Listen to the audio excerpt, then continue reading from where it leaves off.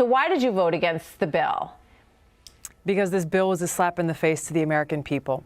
This bill is a representation of the screwed up priorities of Washington. They should be fighting for you and making sure that you, the American people, come first. This bill did not do that.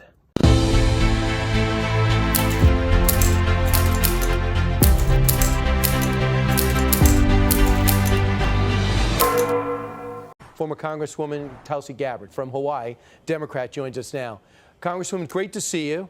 I know you've just been out of the job for a week or two. Are you surprised they're pushing forward with this extra surveillance on would-be domestic terror?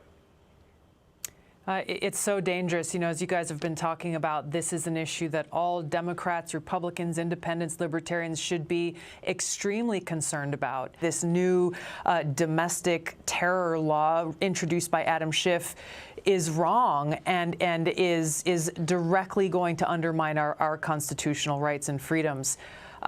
This whole effort, whether you're talking about this bill or people saying that we have to deprogram these Trump cultists and people who voted for Trump because they've been radicalized, all of this just goes to further tear our country apart. I'm glad we can have a civil argument about some of these areas where we disagree. Few politicians want to do that anymore. It's and unfortunate, I must say, isn't it? Of all the people polling over 1%, you're the only one who so far has come and sat down to talk. Our leaders are increasingly unwilling to sit down with those who may be, quote unquote, on the other team. I love my country. You love our country. Let's come together as Americans with appreciation for our Constitution, our freedoms, civil liberties, and rights, and have this civil discourse and dialogue about how we can move forward together. It shows that, you know, their first act as this new Congress could have been to make sure that elderly Americans are able to get the COVID vaccine. But instead of doing something that could actually help save people's lives, they're choosing instead to say, well, you can't say mother or father in any of this congressional language. It's astounding. It is astounding, Brian. You can't say mother and father, son or daughter, brother or sister. You can't say that. My question is, where did that come from?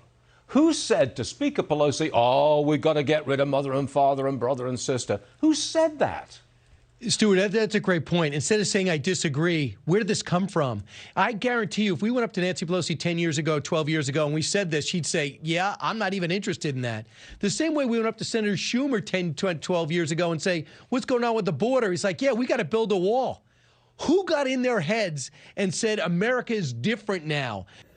This bill dished out hundreds of billions of dollars going towards special interests, going towards the military-industrial complex, going towards foreign countries, meanwhile saying, here's what's left for you. This bill is a representation of the screwed up priorities of Washington.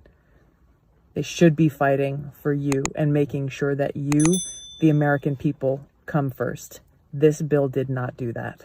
I think it's a critical thing to hold Congress's feet to the fire because I've introduced legislation to fix Section 230. Other people have as well. They have failed to take action, and the American people deserve to know that these big corporations don't have greater influence over their representatives in Congress than the American people do, which is unfortunately the situation that we're in right now. From our family to yours, we send our aloha, our well wishes, and hope you stay safe.